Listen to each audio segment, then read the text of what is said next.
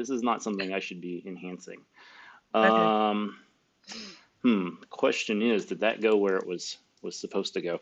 I tried to be smart this time and set it up ahead of time, but I may have just confused myself. So I can always go back and fix it, but I just want to make sure that it's going where it's supposed to go here.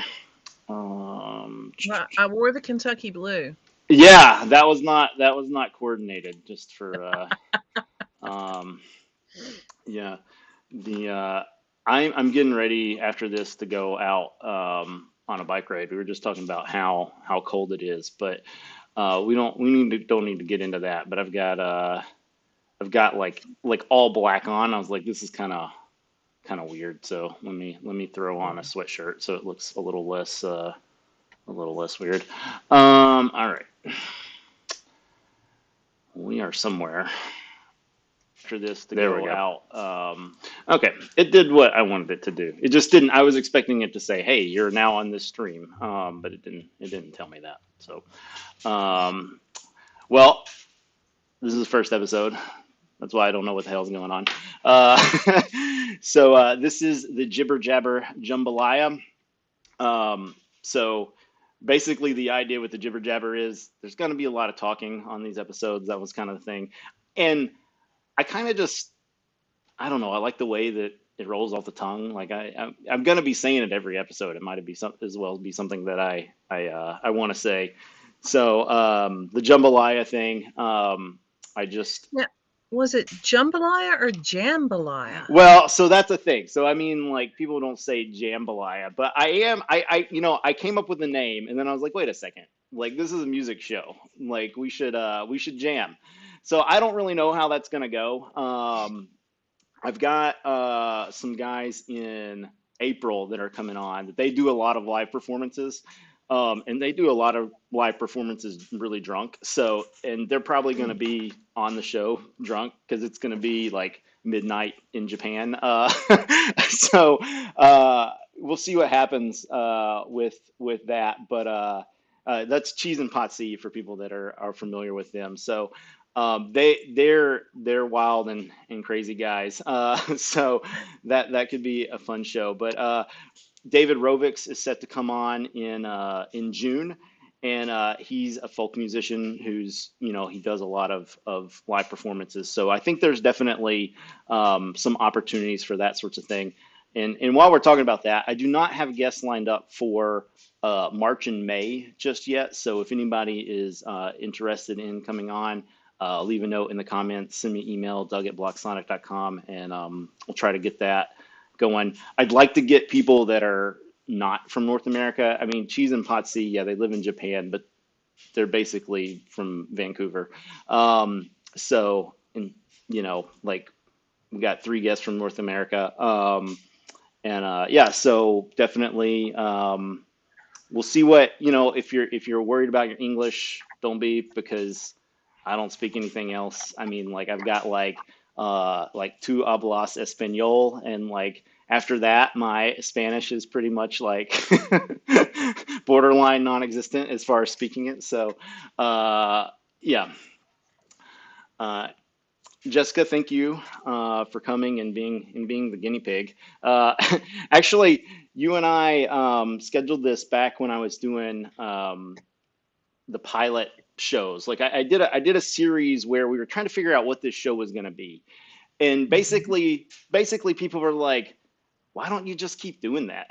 Like don't have a thing that you do, just like bring people on and it can be whatever anytime. So we'll see. We'll probably lean into something at some point and it'll probably become something. But for now, you and I had already talked about doing a history of copyright episode. It's a little bit of a I don't even know if it's a sequel, but the idea came to me when I did the very first of the pilot shows, and I was kind of talking about why are we trying to do Friends of CC Music, and like why do we still think CC Music is important? And I talked a little bit about the the history of I mean, like very, very little, like to set a baseline. But I talked about like oral traditions and like music from like like Homer and like poetry and that sort of thing, like going way, way back. Way back. And then all of a sudden you get to like the 1700s, and we have this thing called copyright. So I'm going to leave it there, and you can start wherever you think it's a good place to start. And let's talk about the history of copyright. Okay, Doug. For me, I think copyright as a legal construct or as an idea um, came shortly after the invention of the printing press in 1455. Um, Before the mid 1400s, art, music, literature, those all of those things were the playground of the rich. The kings, the courts, the very educated and the very well off were the only ones that could afford to pay an artist to paint their portrait or paint a landscape or record. There was no photography. All people had was what was in their eyes.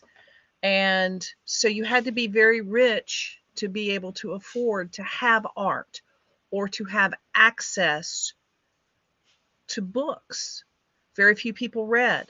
Books were all handwritten and hand copied.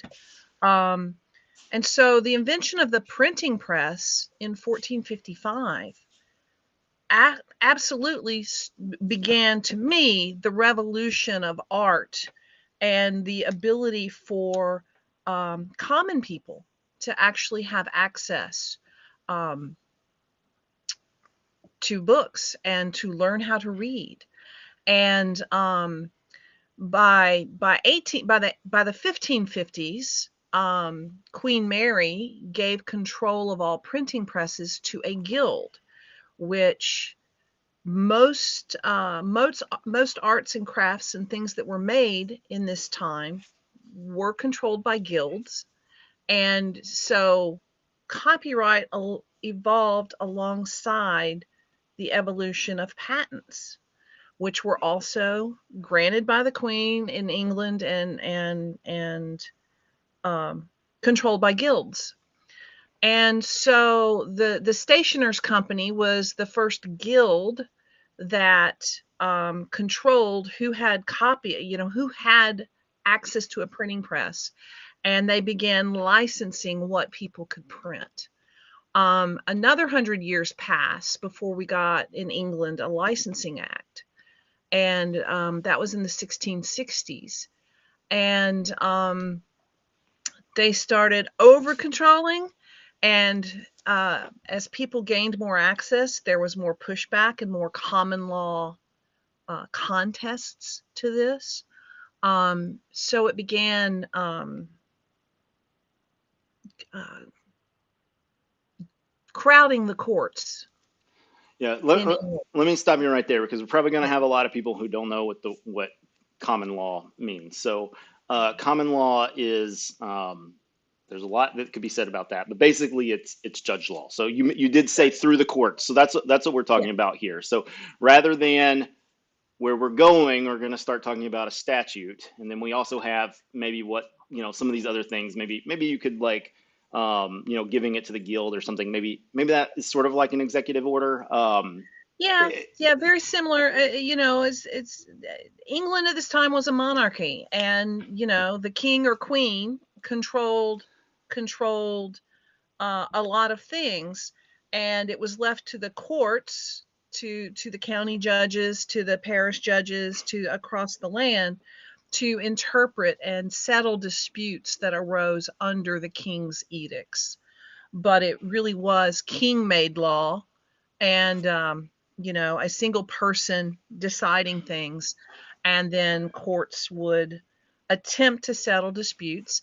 And of course, an individual judge's decision was not really written. The judge had to remember how he decided in the previous cases, and then he had to write around the countryside and tell all the lawyers, hey, this is what I decided last week. So it was still very much an oral passage of the law and a sharing of information orally, um, until they actually began writing down the decisions. And as the legal system evolved in England, so did the recording of the laws. And so the courts got very crowded. Instead of just farmers coming in and disputing over which side of the stream their land stopped, or the types of disputes that they had back in the day, people started having disputes over this license to print books, and whose book am I going to print, and I don't want that book being print. And so they began having disputes over the printing. And so they created, in about early 1700s, I think it was 1710, I believe, something that's called the Statute of Anne, um, which is marked or thought of in hindsight as being the first copyright act, the first modern copyright act, where writers were given control of their works for 14 years.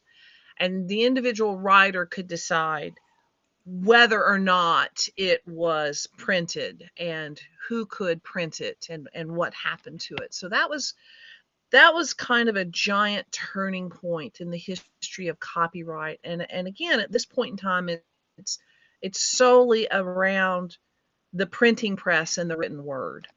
Um, so So that's where it began. the reason for why that they were giving it to writers, I think is important for understanding like why that it was put into the U.S. Constitution and things like that. Um, so basically, the idea is to they wanted people to write, to have stories, and that people wanted that, but but the authors were like, well, we're not making any money, so we're gonna do something else. Like what's the point? So so yeah, that's why that why the what is it called in England? Their legislative body. What do they call that? The House of Commons. Well, yeah, Hmm. it wouldn't The just be House the of House. Lords. Yeah, well, so both of them, they passed the Parliament. That's the word. Yeah. Parliament passed the Statute of Anne. Says the people were wanting these books, and the authors were saying, hey, we need some incentive. So Yeah, think about Shakespeare in Love, the movie that a lot of people might have seen, and that is somewhat of a dramatization of kind of what was going on. The playwrights back then, they still wrote by hand, but they had patrons, and they wanted to get paid not only for the performing of the play, but for the writing of the play, because once it was written down, it could be sent to other playhouses and well, performed. and I think actually the difference between the novel, which was a new invention, and Mhm. the play is actually really important here because, as you say, the playwright could be paid for the performance, of the piece, but you don't perform a novel. So Right. I think that's really the key distinction is that, hey, this is like literally the thing that you're purchasing here, and unless you're going to be the rich person who commissions the book, like it's the printing. So that's um, but the other thing, and you're probably going to get here, but I think it's worth mentioning now. I actually don't remember. Was it 7 at first and then 14? For some reason, I was thinking it was 7 years and then 14, but maybe it was 14 to start with. My research was the Statute of Anne was 14 years. Okay, maybe they were talking about 7 at some point. 7 came up, but yeah, 14 is what I thought that statute of Anne Yeah, was. So yeah. Well, again, that was 1710, and over the next group of years, musicians began writing down their compositions and having that printed and sharing their music in printed form. And so it was unclear in British law whether that was covered or not. And so there was a decision in 1777 in the common law in England that interpreted music in the form of sheet music and not necessarily published in the form of a book, just the sheet music. That was confirmed as a copyrightable material that was embraced by the Statute of Anne. So the Statute of Anne was about novels and books, and the law expanded it to include the writings of sheet music 60 plus years later, which is kind of a long time in my opinion, but at least it finally was made clear in the law that at least the written part of music could be controlled by the author, the composer. So, and right after that, 10 years after that, of course, we're over here creating America, and 1776, independence. Um, and in the U.S., it took about 10 years or so of debate to actually code for our new Congress to codify intellectual property laws for America, for the states. And they stole heavily. They drew heavily from British law. Our founders were mainly educated in France and England, and certainly students of French law and English law as they created this new country and created American law. And so they drew heavily from that. And, we had our Constitution in 1787 ratified Congress shall have the power to promote the useful arts and sciences. And thus, copyright and patent were established here in America.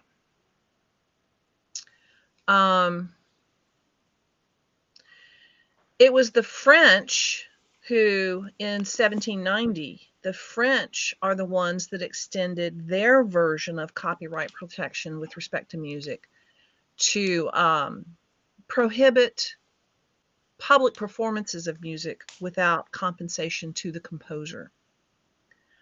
And that was a turning point. In the 1830s, musical compositions were actually confirmed in U.S. law as being protected under our versions of the law. So, 40, 50 years, sort of like in England, Statute of Anne, 60 years to musical compositions. We followed suit here. The next big thing that came along was, England seemed to lead the way on copyright law with everyone else in the rest of the world. But as music grew, like as novels grew, as music grew, again, we're 100 years into this now, 1840s, 1850s.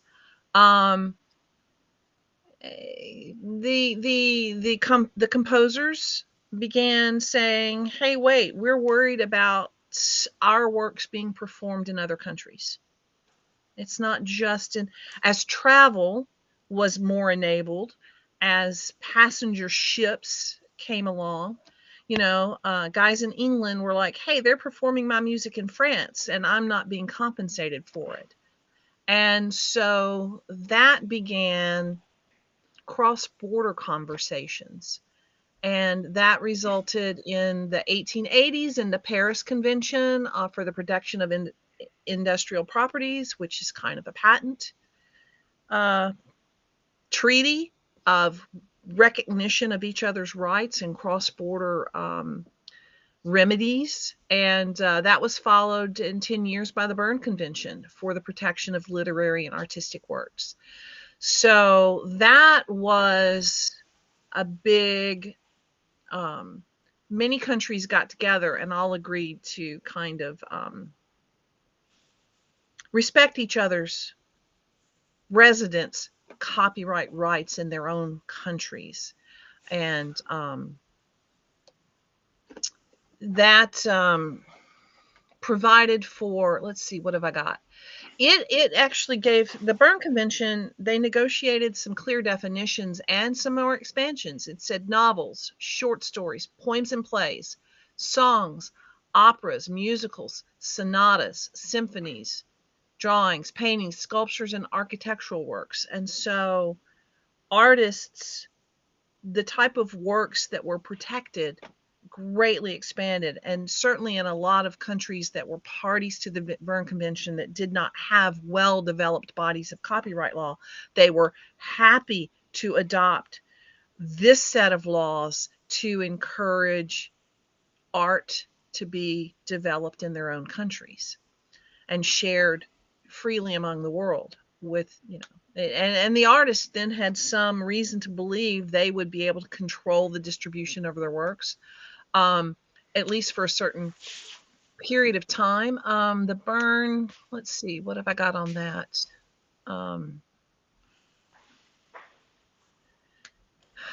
The life of the author plus 50 years, so as to take an account for new technologies. So as long as you were alive, and that was the Berlin Act of 1908 was the first one that I believe extended it past an author's death, that his estate could control after he left. So in 1908, the Berlin Convention, which is a subset of the Berne Convention, also added photography, film, and sound recordings to what was protected. As the early 1900s, we developed audio recording technology. So hopefully the listeners are starting to understand here that the law is following technology. It's always the evolution of technology that is driving the law forward. As we, as humans, invent and create new things in new ways to share ideas, the law eventually catches up and keeps encouraging that new innovation. And so, we're up to the 1900s now, and we're just now getting the first sound recordings. And so the copyright laws had to be amended to accommodate that. And one thing that I'd like to highlight here is that it's not just the copyright technology that's important here. I mean, you already mentioned that one of the reasons why the Berne Convention exists at all is because there were steamships. It was easier for people to move around. Before people could move around, people just didn't care. Like whatever. Like there was not as many people speaking like the same language. Like all sorts of things. So I mean, part of it is too maybe they just didn't know. Like they might have been performing the stuff before, but the musicians didn't know because they weren't going. It was only the sailors that were going. So Right. um, So the film industry here in the US began to take off, and in 1909, Congress revised US copyright law to accommodate for this. So they extended our 14-year term to 28 years. By 28 years, so total protection of 56 years at that point in time. And they added the main object to be desired in expanding copyright protections afforded to music has been given the composer an adequate return for the value of his composition. And they specifically prohibited by statute unauthorized mechanical reproduction of musical compositions. So they didn't know that we had the initial sound recordings, the gramophone, and the initial mechanical recording and reproduction of voice, of music, of performances. And so they wrote the law intentionally broad as unauthorized mechanical reproductions of musical components, because it was the beginning of one of several of our, paradigm forward technological revolutions in the early 1900s. So, The next big thing that came along that kind of is important to music was in 1914, there was the first meeting of UK's newly formed Performing Rights Society, the PRS, on April 1st, and the US equivalent, the American Society of Composers, Authors, and Publishers, that we know today as ASCAP, I was going to say was founded. both of those are things that people, at least in the prospective regions, will know the names of. Yeah, So yeah. 1914. So 110 years ago, those organizations were founded. Um, and 10 years after that came the founding of the Mechanical Copyright Protection Society. Again, I believe technology driven. Hey, we now have the ability to reproduce this. We have the ability to record this. How do we fairly share that with the world so other people can hear these creations and protect the composer, reward the artist? How do we allow them, um, compensation and to make a living for blessing us, so to speak, with their creations? Um, yeah, there were some interesting legal cases and interpretation as this grew, and then we have 56, 57, the Copyright Act of 56, and the Berne Convention was amended in 57, again, to catch up to technological innovations. Um, there was something called the Rome Convention for the protection of performers, producers, phonograms, and broadcasting organizations. That came along in the 60s. So, of course, in this time period that we've been talking about, radio was invented, television was invented. Film became colorized, and the talkies came along. Sound was involved in film. Music was, of course, a wonderful component and enhancement to sound and film. Um, so, it's all just kind of grown from there. The 80s were very important technologically. Um, 82, MIDI was created. 80, 82, the compact disc was created, a different form of sharing, a digital form of music. Um, the Free Software Foundation was founded in 84, which is believed to be the first anti-copyright organization in the digital era. And believe it or not, it wasn't until 1988. I've been talking about this Berne Convention, and in the US, we took guidance from the Berne Convention, and we took guidance from other countries' legal interpretations under the Berne Convention, but the US did not become a signatory party to the Berne Convention until 1988. You know, are you going to get to Golan in your history here? into what? I think it was Golan. Let me do a quick internet search. No, Um, I don't have that in what I yeah, in the outline that I wrote out when you asked me to do this. yeah. So yeah, Golan v. Holder.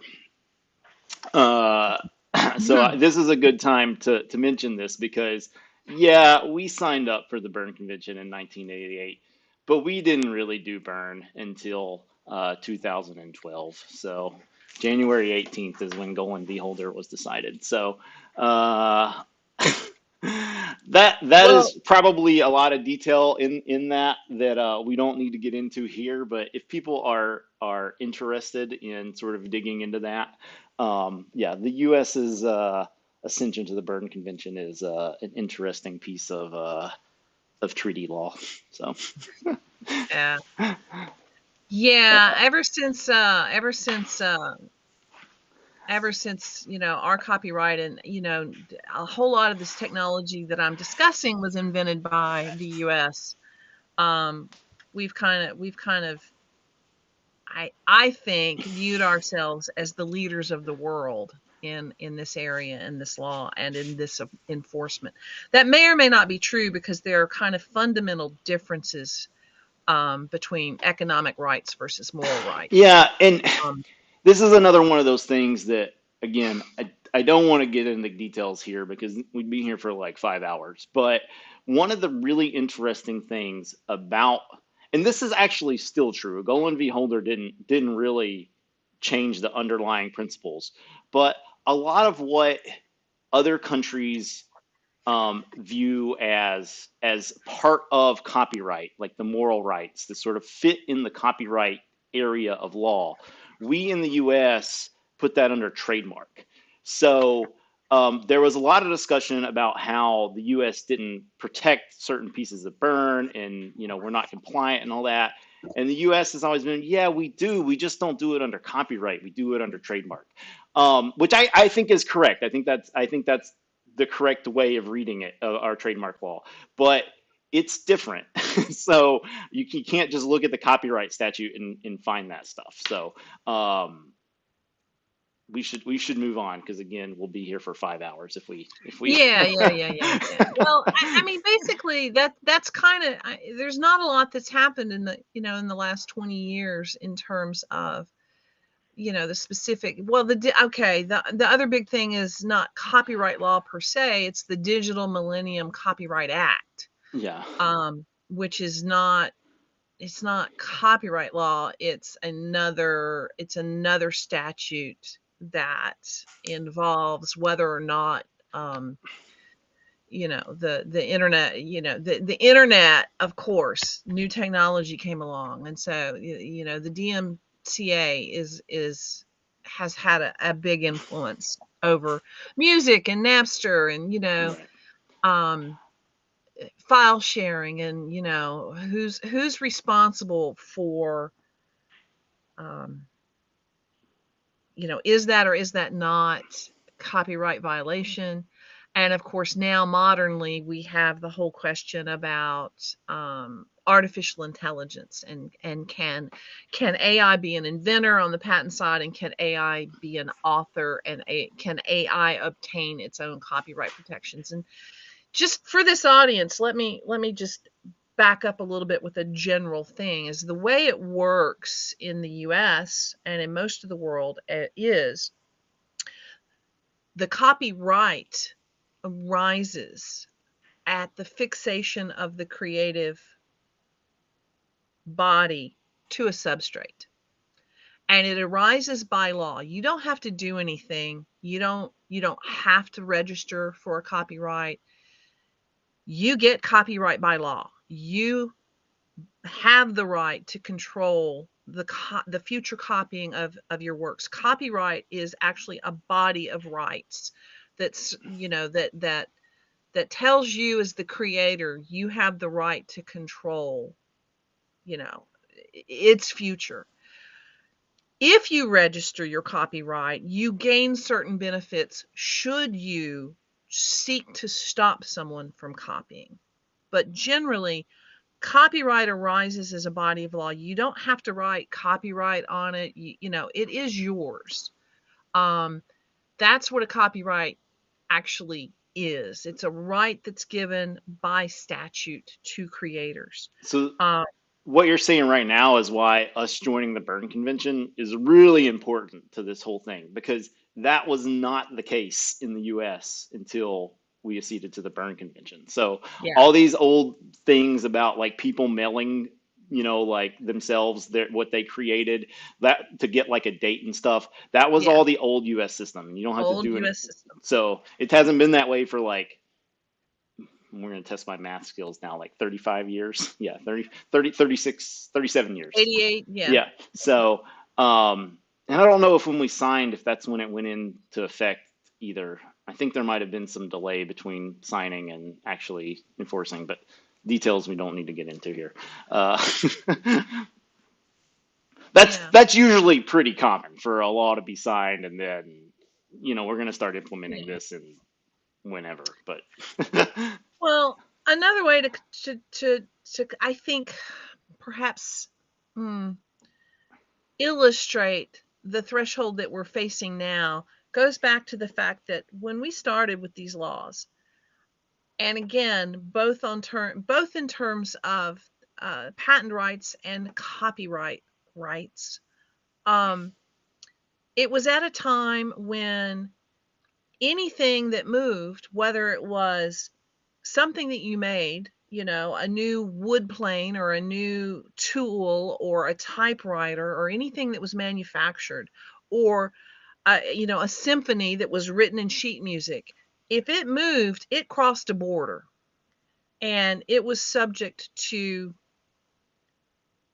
inventorying. It was subject to counting. It was, this shipment is bringing me, 200 new tools for this country. And so the movement of these articles could be tracked.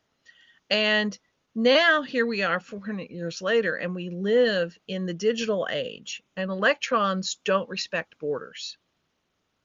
And they instantly go around the world. And so it's a very different technological underpinning of how wide and vast a copyright infringement could be, how how many copies can be basically instantly created, um, when it goes out into the internet and is downloaded in countries all around the world. Suddenly copies exist in individual computers, and it's a real challenge. There are, and there are two big bodies of people here. There are those that now modernly think it exists, I should have it for free, and don't respect the idea of compensating the artist. And there are those that do respect those boundaries. And then so far, this problem has attempted to be addressed by giving the author the choice of how they license the work, thus bringing us to this Creative Commons group, which should be full of artists who are choosing to release their work under Creative Commons licensing and allowing free use in exchange for whatever terms they write in their license. And that is a very workable solution for most people if they understand what the law is around it and what they're doing, what they're offering, and what they're asking for in exchange. And of course, a fair amount of litigation, and this applies to the software industry, and that's where my experience with this comes in more with software, and Creative Commons software releases versus copyright Yeah. protection And software releases. and it's important too to understand that you mentioned the Free Software Foundation. That was 17 years before the Creative Commons licenses came out. So when Larry Lessig and the people at Stanford came up with that license suite, they drew a lot from the free software movement, and they made some changes, based on differences between artistic works and software. Those might not have been the only reasons, but I think that's a big part. And that was a distinction that the Free Software Foundation has made as well. They have like documentation licenses that are not as free as the software licenses. Right. A lot of different takes on how this stuff should go down. And you mentioned earlier, that there was some give in between like French law and English law hundreds of years ago. That actually the like foundations of those laws have actually been an issue in Creative Commons as well. And for I guess the first 13 years of Creative Commons, there was a lot of back and forth between the French community and Creative Commons HQ. And it wasn't until 2014 that they sort of got aligned with the licenses so that we had like a truly global license. Now, Creative Commons, their stance was always that their licenses did apply French law, that they took that into consideration, but the people that do Art Libre disagreed with that. But since 2014, they've said that, yeah, okay, that's when Creative Commons 4.0 came out. And you'll notice if you look, there's Creative Commons 1, there's Creative Commons 2.5 was big for a while, and then Creative Commons 3, and then there's Creative Commons 4. And there hasn't been another Creative Commons since Creative Commons 4 because I guess they feel like they kind of just got it right. Like the French folks, they're happy now. So Yeah. what do we need to do now? I haven't heard a lot about you know changing the licenses. There for a while, people were thinking about, well, what would the next license look like? But that I haven't heard anything about that in years because I guess there's just more important issues to deal with. But yeah, I mean, it's just interesting how these historical points, hundreds of years ago, they're still like with us in the modern day Hmm. world. So it's important to keep that stuff in mind. Um, while I've got the mic, I wanted to mention one thing that I think is really important. Maybe not so much from the U.S., although you mentioned U.S. being like an enforcement leader.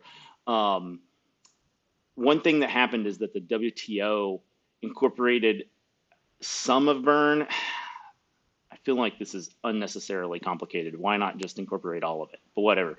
They incorporated some of burn, and so now basically like every country in the world is at least the biggest parts of burn are. So that has been one of the reasons why there has been like global enforcement actions is because of that decision with the World Trade Organization. So, but again, it's not all of it. So, Which if you which really, I believe we are pulling out of as a party now, and so I mean, yeah, if it's, I don't know, you it's know, it's the Monroe Doctrine again, I guess. But uh, look that up if you don't know what the we're going to back out of GATT-NAFTA, which also had some impact on intellectual property and copyright, and these international treaties. Just for our audience, I think what you need to understand is that in the big picture, every country seems to have their own laws around this stuff, and then there are a lot of different treaties where groups of countries agree to subsets of common law, yeah. and all of it can come into play if you're trying to enforce across a border. And so, yeah, yeah.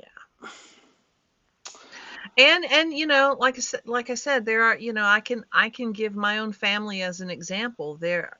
My brother is a musician, and he believes with every cell in his body that music is a gift from God and it should be shared freely everywhere. He creates incredible music. He doesn't license under Creative Commons. If he distributed it, he absolutely would, because it's his gift. And he partnered for a while with another musician, and they had a great synergy, and they made wonderful music together. And the other one wanted compensation even for his practices. He was absolutely, this is my property, this is my music, and I deserve to be compensated, and I will never, ever, ever give my music away. I must be paid for it. And their collaboration, it was brilliant and brief lived. Because they just couldn't fundamentally agree with what to do Yeah. with what they created. And, um, you know, to me, that's very sad, because I used to witness their live collaborations and was blown away with what they came up with together. And so, yeah, sometimes the laws and these different philosophies don't promote creative acts. Yeah. Yeah. That is unfortunate. Um, should we talk about Gen AI? I feel like, so I'll just say the Copyright Office has come out with what seemed like the obvious answer to Yeah, me about it. So, yeah. unless there's a statute that makes that go away, then I'd say just look up, at least in the U.S., look up the Copyright Office's Yeah, interpretation. they And both the Copyright Office and the Patent Office have big policies and created white papers and have studied this.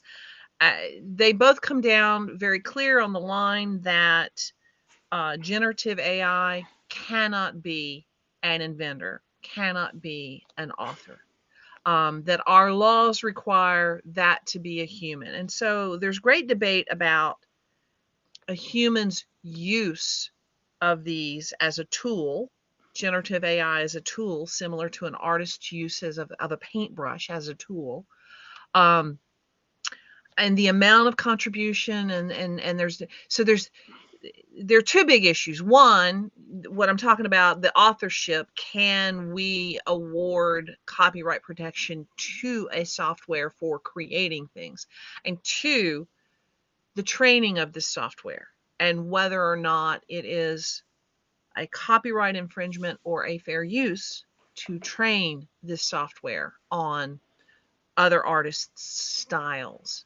And there are strong arguments on both sides of this legal debate. And there's absolutely, at this point in time, no way to predict where this will end up. But this is a new technology bursting onto the scene, and it is going to revolutionize eventually how we handle the situations that involve the use of this technology.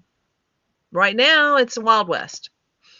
yeah, So, except what's not the Wild West is that, you know, if you're putting in, like, for example, if you were to have Gen AI create, um, let's just say, a beat for you, okay, then if you rap over that beat, the rap is still yours. Like, yes. if you modify that beat in some way, then those modifications are yours. So, um, it's not like using AI completely just Yeah. means Yeah. that you don't get it. But if the AI is doing all the work and you just like release it onto Bandcamp, then like there's no copyright on that. Like, Yeah. which means like you can't put a Creative Commons license on it. I mean, I I kind of, this is almost like, it's not like a legal thing.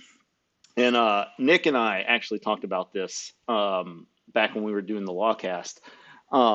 There's a certain amount of like communication that you're doing with your license choice that's not necessarily like, like a lot of Creative Commons musicians, they're not ever going to sue anybody. They're not ever going to Yeah. enforce that license. I mean, from a legal standpoint, it's completely useless. Uh, but you're indicating what you want, what your desires are, and a lot of people are going to respect that. And so we on the Lawcast, we made the decision to go with the unported global license for our show because we felt like that would give people the impression that the license was good globally. So whether or not we pick the U.S. license or whatever, there's all these country-specific licenses. We sort of went away from that. So what you could do if you're using, if you're generating AI music, you could just put it under like an attribution license, because if you're putting it on Bandcamp, because they don't offer a CC0 option, and then that would give like the impression of the greatest flexibility. Right. Um, so, but I wouldn't worry about it if you're doing substantial work with some sort of like AI generated base. I wouldn't worry about it. Just use the license, and then the greatest amount of that is going to be under that license. So um, I think there is some problems, I think, with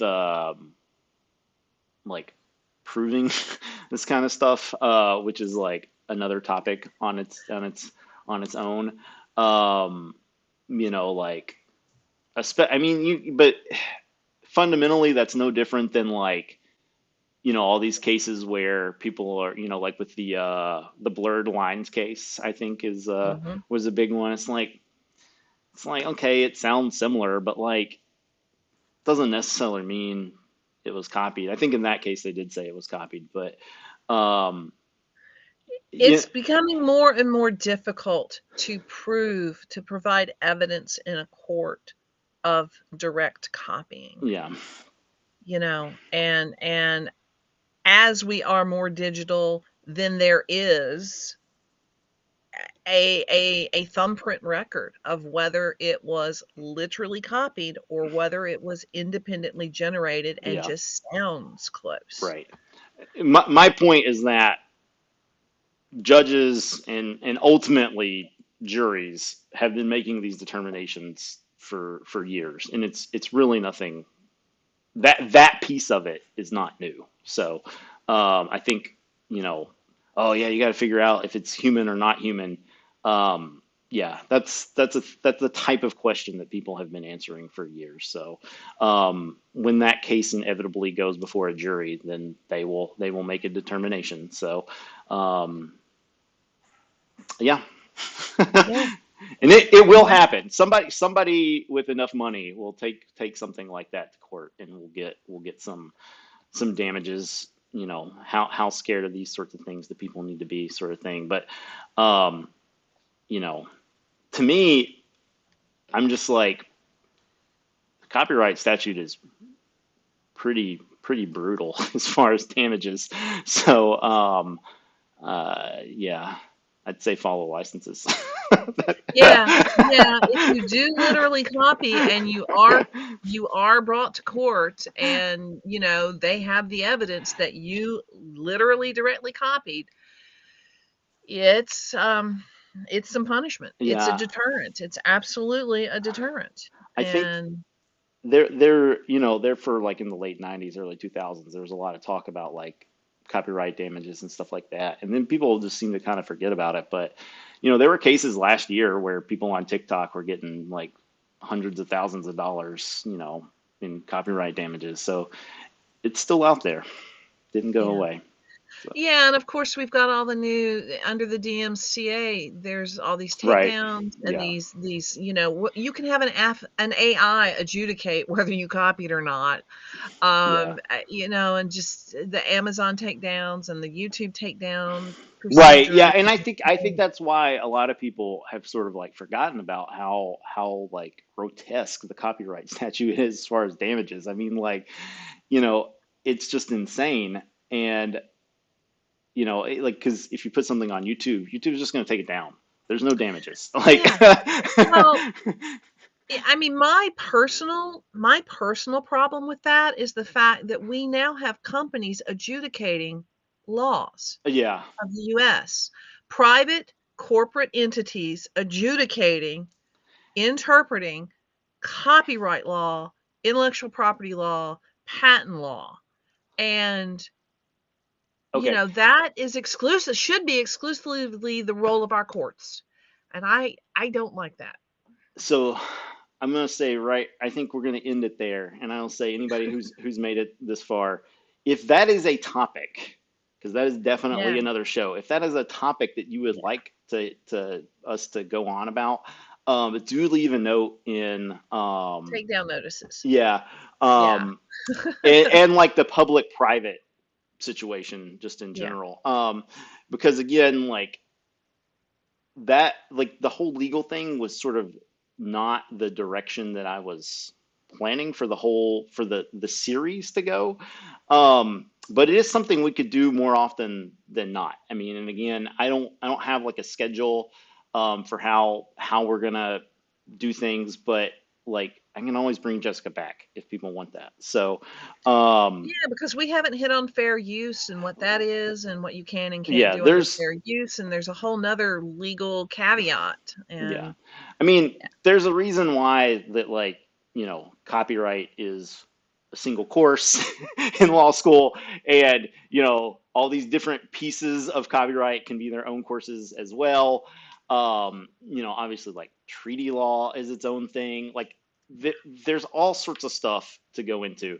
And I think the good news, if you've made it this far into it, is like you largely do not have to think about that stuff if you're picking a Creative Commons license. I mean, if you want to enforce your license, then yeah, you do need to start thinking about that stuff. But like Larry Lessig and company has they've already thought about this stuff. And yeah, like there's some things you need to figure out about non-commercial and about what a derivative is. And there are some things to think about when you pick your license, but ultimately there's a reason why we're almost 25 years into this and people are still using the licenses. So Yeah. they're good licenses, and there are other options like the free art folks in France. They still have that, and they don't have a suite. They just have one.